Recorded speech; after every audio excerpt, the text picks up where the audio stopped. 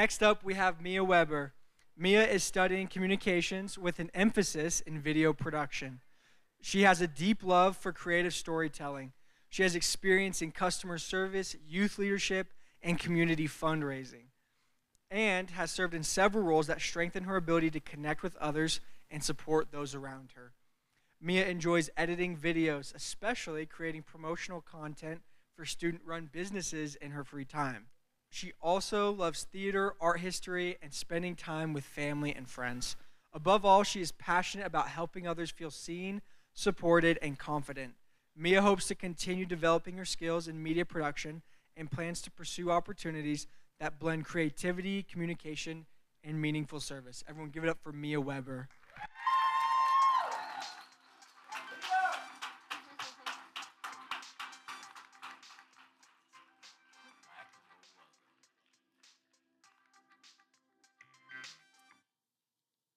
Everyone, close your eyes and imagine a room. It is cold, dark, but not empty, for this space is a lab.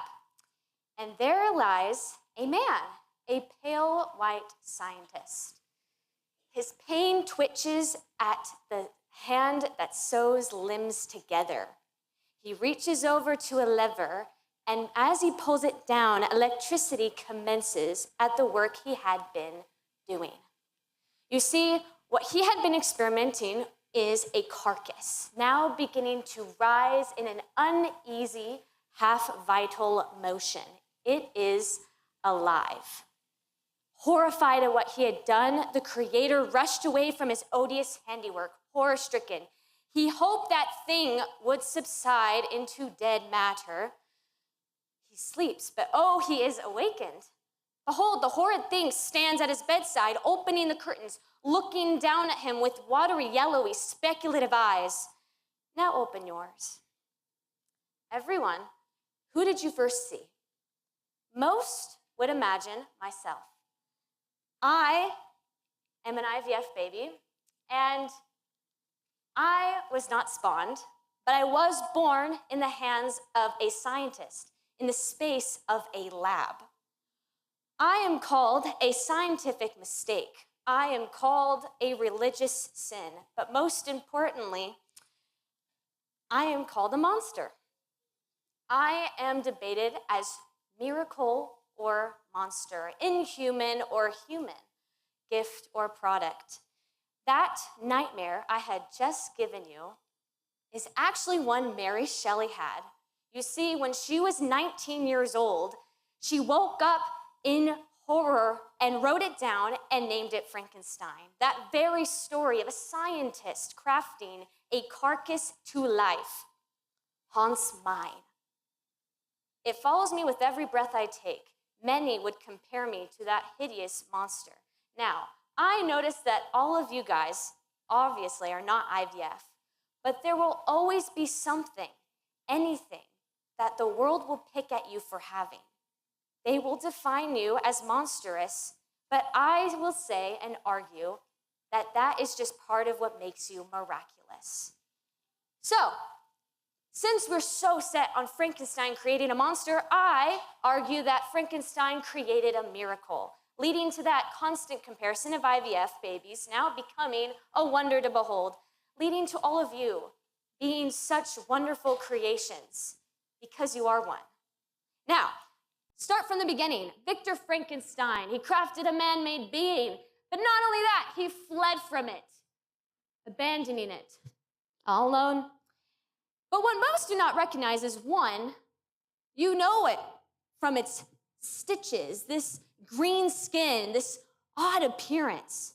That odd appearance is the whole reason that he is alive, but also his creator suffered for him to have that odd appearance to be alive. Those stitches were made by his own designer, were stitched by his own bare hands. Now, when he wakes up, Hollywood loves to idolize this being as seeking blood, seeking to kill. But actually, the book describes this being as terrified of himself, of his surroundings, But more importantly, he is desperate to love and to feel loved.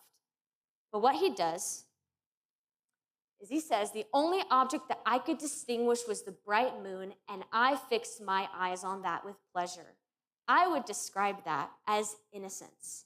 And dare I say, the attribute of a newborn child. This creation fixed his eyes upon the light, not on the darkness. He sought love, not hate. I would say that the creation is a miracle. Well, that leads to Baby Brown being a miracle, right? Well, who is Baby Brown? She is the first IVF baby. And to give you all context, in the 60s of England, women were becoming increasingly infertile. You see, their blocked fallopian tubes caused the egg inside their bodies to be stuck and to die inside themselves. And couples were increasingly becoming less likely to have children. Well, 3 scientists saw this, and they asked themselves, if science could say yes, what would it look like? Well, this is what it looks like. IVF is simple, that's what makes it hard. You take a sperm, and you take the egg, and then you insert them together in a petri dish. That makes an embryo. And once you insert them together, you put them back into the woman, and then the baby will grow. This process took 20 years. And finally, in 1978, a baby girl was born. I want you to picture this scene. Reporters banging on the hospital doors, begging to see this child, this designer baby. As it is happening in the operation room, scientists are crying tears of joy. And the parents, they're parents now.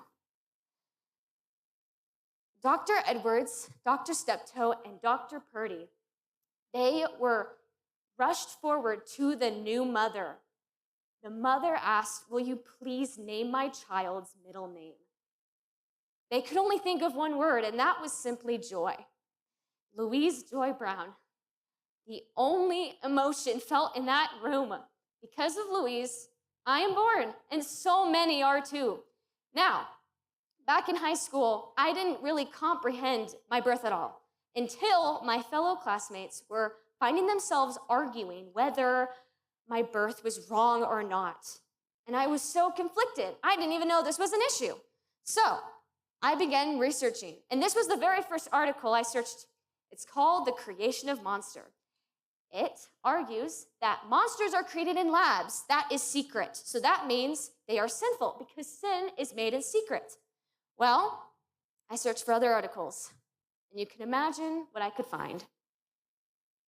Every single article, I struggled to find something positive, and even worse, I struggled to find one that really issued for my defense, from my side. I was a theory, I was an argument, I was a monster. I was not a human, I was not a soul. I felt so depressed that even dying depressed me because I knew it would bring me no relief. But these words I give you on this wall is actually not mine. It's one of Hillary Weber. She is a distinct figure in my life. She is a lawyer. She has a renowned degree in psychology. She is this campus's online instructor, but more importantly, she's my mom. And this is my dad.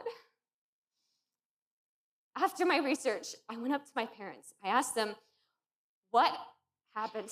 Why and how did you choose IVF? And this is my story. My mother went through 6 years of infertility. She tried her hardest to have children naturally. She did fertility drugs, anything, she did it. And it just made her health worse, and my father had to watch. Well, in 2006, they went to Dr. Alfred Rodriguez, and now we have my family. Not only myself, but we have Joshua, Jeannie, and Joseph. And I knew that as I was constantly debating this argument of monster miracle, I realized I was dragging them into this too. I was not only calling myself inhuman, I was calling them too. I realized that I really wasn't any of this. I really wasn't what the press, what the media was trying to pin on me. I was this. I was a human. I am a procrastinating daughter. I am a dramatic sister.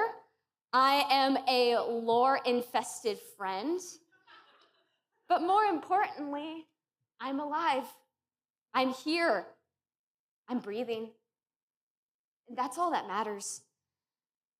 Ladies and gentlemen, you're alive too. And you're special because you're simply here. Now, I want you to know this. You all are uniquely designed, and you all are special in your own way. That is simply what makes you miraculous, period. End of discussion.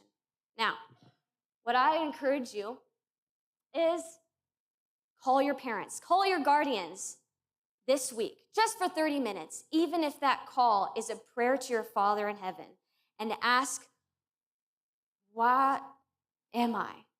And how was it like to live in your household? How was it like to be raised by you? And what do you see me as? And I promise you, as you ask them these questions, that will change your life. That will change the way you see yourself. And you will begin to see the way heaven sees you, a miracle. Ladies and gentlemen, you are a miracle. I cannot say this enough. So please, go act like the miracle you are.